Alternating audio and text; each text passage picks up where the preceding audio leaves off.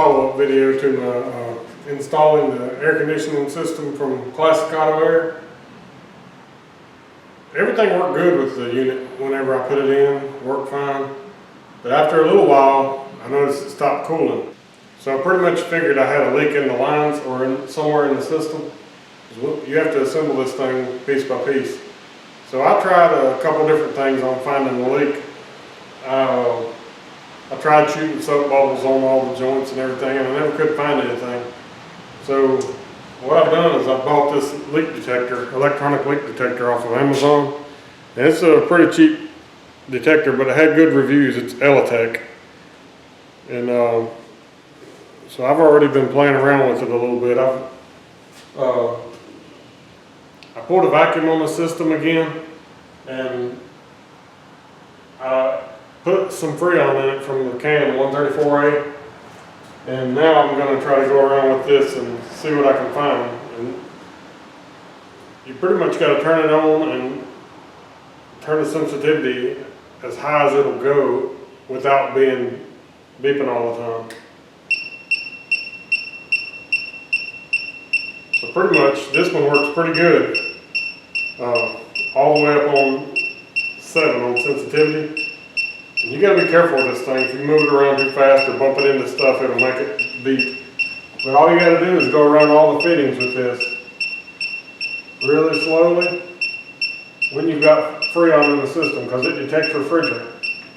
So when you've got the refrigerant in the system, you go around it and go around all the places that it might leak where you joined it together.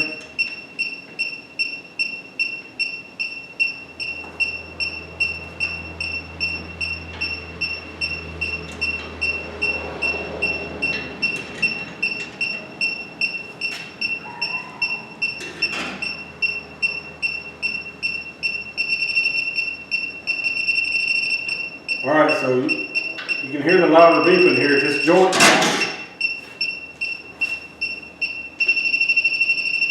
So that's definitely my leak. This thing's well worth it. I think it was 25 bucks on Amazon. It's well worth every cent of it, because I had tried everything I could to find this leak. So what I'm going to do is turn it off. So the place that's leaking is where the tubing goes through the radiator support. There's a nut on the back side, but where this piece of tubing goes on, there's an O-ring in there. So I'm going to try to tighten it up and see if it's loose, but if I can't get the leak fixed by tightening it up, I'm going to take it loose, take it back apart, and see if the O-ring is damaged and put a new O-ring in it. Alright, so I've got to put a 1-inch wrench on the back, and it's a 7/8 on this side. And the 1 inch is just to hold it good. Alright, so I already noticed that I got quite a bit of, I was able to tighten it quite a bit.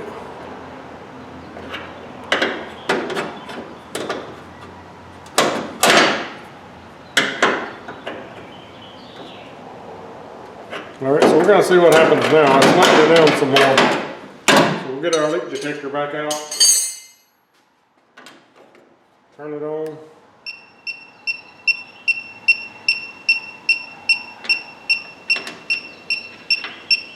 Alright, so already I'm having positive results. The same place I was detecting refrigerant earlier is now good, so that's a really good thing. So like I said, I bought this off of Amazon. It's only $27. Most of these run a lot more than this, but this one had good reviews for what it was. And as you can tell, it just detected my leak that I've been fighting with for a few months. I really haven't taken the time to troubleshoot it right, and this tool made all the difference in the world, so I highly recommend it.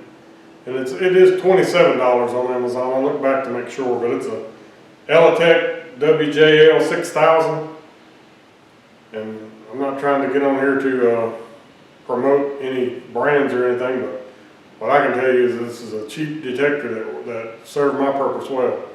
If it doesn't ever work again, it worked good for me this time. I'm happy with it. It was worth $27, because I'll pay a lot more than that at the shop. Alright, so what I'm going to do now, since I no, I wasn't able to hold a good vacuum before because of my leak. Pull a vacuum on this back down again before, and then I'm going to start over and put new refrigerant in there because you don't want any air in there, and that's what the purpose of the vacuum pump is, to remove all the air and the moisture. All right, thank you very much. Hope this helps.